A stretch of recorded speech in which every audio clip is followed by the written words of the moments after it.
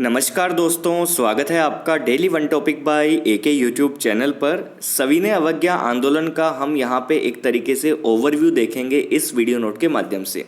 जैसा कि हमें इतना तो पता है कि सविनय अवज्ञा आंदोलन से तो इसके तुरंत बाद हमें आज़ादी नहीं मिली थी, तो इसके बाद जो वीडियो नोट आएगा आपके लिए वो आएगा भारत छोड़ो आंदोलन पर। इसमें हम सविनय अवज्ञा आंदोलन से जो छूट गए हैं बिंदु उनको यहाँ पर हम समेट लेते हैं और चलिए शुरू करते हैं बिना समय गवाए। देखिए, सविनय अवज्ञा आंदोलन की हम बात पिछले वीडियो नोट से कर रहे हैं। इसी दौरान हमने गोलमेज सम्मेलन या गोलमेज कॉन्फ्रेंस की भी बात की इससे पहले वाले वीडियो नोट में। आपके जितने भी कमेंट आए उन सभी के लिए आपको बहुत बहुत धन्यवाद। हमें मोटिवेट, हमारा उत्साह बढ़ाने के लिए आपको दिल से धन्यवाद। देखो, सविनय अवज्ञा आंदोलन की यदि हम बात करें तो इसमें हमें एक चीज़ पता है कि इसके बाद हमें ना तो स्वराज मिला ना पूर्ण स्वाधीनता मिली, लेकिन क्या मिला और क्या फ़र्क पड़ा उसकी ही हम चर्चा इस वीडियो नोट में करेंगे। देखो, इसमें कोई भी ऐसा समूह नहीं था इस आंदोलन के दौरान कि वो इससे अछूता रहा हो, चाहे वो स्त्रियां हों, पुरुष, वृद्ध, युवक, कृषक, व्यवसायी, बच्चे, जो भी हों, जिस भी वर्ग के हों, इस आंदोलन से वो अछूते नहीं रहे। उन्होंने बढ़ चढ़कर भाग लिया। ठीक है, इस आंदोलन में जो सबसे बड़ी जो नीति थी वो थी अंग्रेजों की दमनकारी जो कानून था उनको तोड़ना, उनको विरोध करना, विदेशी हुकूमत के पसीने ला देना। ठीक है, वो भी बहिष्कार इसमें सबसे बड़ा हथियार अपनाया गया था। विदेशी कपड़ों का बहिष्कार, विदेशी जो भी संस्थाएं थी उनका बहिष्कार करना, इसमें इस पर बहुत ज़्यादा जोर दिया गया था। ठीक है, तो देखिए क्या क्या इसमें हुआ उस पर हम नज़र डालते हैं। आंदोलन में जो हुआ उसका एक वर्णन देख लेते हैं। आंदोलन में संपूर्ण राष्ट्र व हर वर्ग ने भाग लिया था। मैंने आपको बताया संपूर्ण राष्ट्र ने इसमें भाग लिया था, बढ़ चढ़कर भाग लिया था। यहाँ तक कि महिलाओं ने भी बहुत ज़्यादा अपना योगदान दिया था, जिसमें हम कह सकते हैं कि अंग्रेजों के द्वारा आर्थिक व्यवस्था पर, हमने पिछले वाले वीडियो नोट में आपसे ये दौरान बात की थी कि अंग्रेजों को जब लगा कि उनकी विदेशी माल की डिमांड कम हो गई है तो उन्होंने देश में शराब के फ़ायदे प्रचारित करना शुरू कर दिए थे ताकि उनकी शराब की बिक्री बढ़ सके। ठीक है, इन नशीली चीज़ों की बिक्री बढ़ सके। लेकिन महिलाओं ने इन सभी शराब की दुकानों का, ठेकों का, विदेशी कपड़ों का बहुत विरोध किया, धरने प्रदर्शन किए और इस आंदोलन को आगे बढ़ाया। ठीक है, तो हर वर्ग, छात्र, व्यवसायी, कृषक, सभी इस आंदोलन में कूद पड़े थे। दमनकारी कानूनों को तोड़ना जारी रहा, विदेशी हुकूमत को विरोध करना जारी रहा। दमनकारी कानून, जैसे नमक कानून तोड़ा गया, ठीक है, वैसे ही जितने भी ऐसे कानून थे उनको विरोध करना यहाँ पर जारी रहा। हालांकि मुसलमान भी इस आंदोलन में पीछे नहीं हटे थे। मुसलमानों की संख्या कम, लेकिन फिर भी वो इस आंदोलन में थे। कुछ मुस्लिम दल इस मुहिम में साथ भी थे, जैसे जमायत उलमा, ऐश रूहल इस्लाम, ये कुछ मुस्लिम दल थे जो इस संघर्ष में भाग लिया था। और हम कहें कि खान अब्दुल गफ्फार खान का खुदाई खिदमतगार जो समूह था, जो संगठन था, उसने इसमें बहुत बड़ा योगदान दिया था।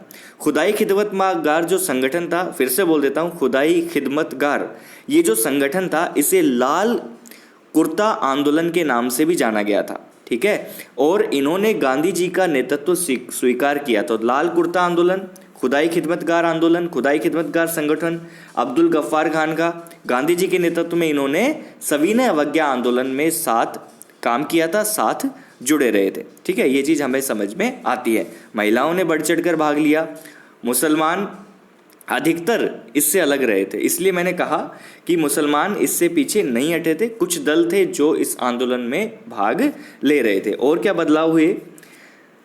ब्रिटिश सरकार की आर्थिक नीतियों का विरोध कर उन्हें आर्थिक रूप से कमज़ोर किया गया और बहिष्कार पर जोर दिया गया। जैसे कि देखो, महिलाओं ने इतना बड़ा योगदान दिया, शराब की दुकानों पर धरने दिए, उनको बंद करवाने का काम किया, अफीम के ठेकों का विरोध किया, विदेशी कपड़ों का विरोध किया। तो इससे क्या हुआ? अंग्रेजों की जो आर्थिक नीतियाँ थी वो चरमरा गई। ठीक है, उनके पास में पैसा सर्कुलेट नहीं हुआ।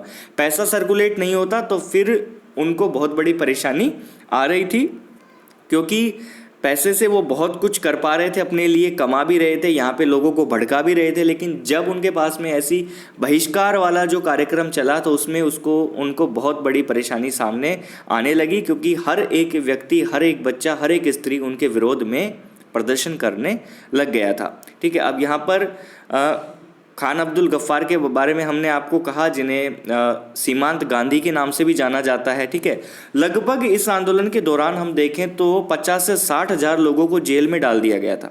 ठीक है, 50 से 60 हजार लोगों को जेल में डाल दिया गया था। गांधी जी को जब गिरफ्तार किया गया तो मिल मजदूर जो थे वो हड़ताल पर चले गए थे। देखिए हर तरीके से उनको दबाया जा रहा था, है ना। और अब देखो यहाँ पर महिलाएं भी पीछे नहीं रही, उन्होंने शराब के खिलाफ मुहिम जारी रखी, आंदोलन का साथ दिया। भारतीय राष्ट्रीय कांग्रेस का आधार यहाँ पे क्या हुआ, विस्तृत हो गया था। भारतीय राष्ट्रीय कांग्रेस का आधार विस्तृत आधार बन चुका था, ठीक है, उसको हर वर्ग तक पहुंचा दिया गया था।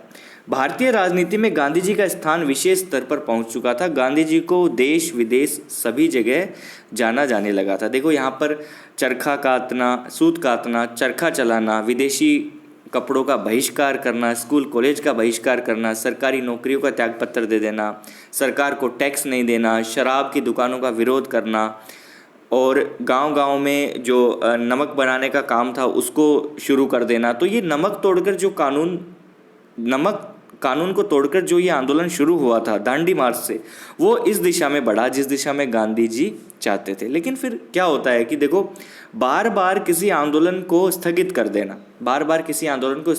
देना आंदोलन को कमज़ोर करने के बराबर ही था, है ना, ये हम जानते हैं अच्छे से।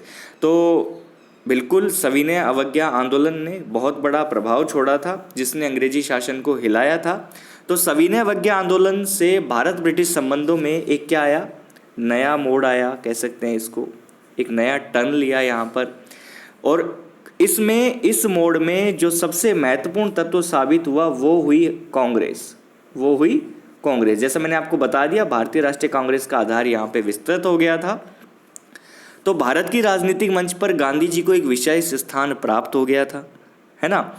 तो सविनय अवज्ञा आंदोलन भारतीय राष्ट्रीय आंदोलन में एक विस्तृत, जिसने जनाधार प्रदान किया था, सभी प्रकार के वर्गों को यहाँ पर उसने शामिल किया था और अंग्रेजों के खिलाफ उन्होंने संघर्ष किया था, ठीक है। तो ये था अपना सविनय अवज्ञा आंदोलन और उसके प्रभाव। विदेशी माल जो आ रहा था उसका बहिष्कार जो किया गया था ना, उसका प्रभाव बहुत दूर तक गया था। तो इस आंदोलन के दौरान जो भी लोग इससे जुड़े उन्होंने अपने जनजीवन में इस आंदोलन को स्थान दिया और गांधी जी के साथ उनके हुक्म को माना, ठीक। तो ये सविनय अवज्ञा आंदोलन हमने यहाँ पे कंप्लीट किया। अब हम जो नेक्स्ट आंदोलन देखेंगे वो देखेंगे भारत छोड़ो आंदोलन।